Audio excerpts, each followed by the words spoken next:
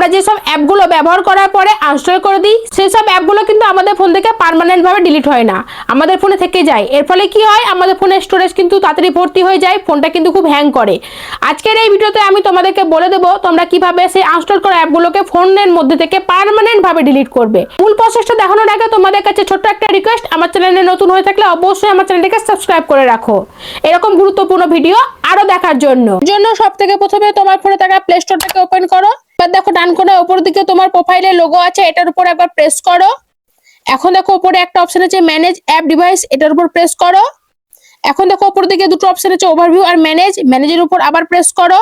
এবার দেখো এই পেজে নিচের দিকে দুটো অপশন এসেছে দিস ডিভাইস নট ইনস্টলড এর উপর প্রেস করো। এবার ভালো করে লক্ষ্য করে দেখো গুগল প্লে স্টোর থেকে তুমি যেসব অ্যাপগুলো ইনস্টল করেছিলে আবার পরবর্তীকালে আনইনস্টল করে দিয়েছো, সেই অ্যাপগুলো কিন্তু তোমার ফোন থেকে পার্মানেন্ট ভাবে ডিলিট হয়নি, সেই অ্যাপগুলো কিন্তু এখানে থেকেই গেছে। তো এই অ্যাপগুলোকে পার্মানেন্ট ভাবে ডিলিট করার জন্য এই অ্যাপের পাশে দেখো ছোট ছোট বক্স আছে, সেগুলোতে প্রেস করতে থাকো।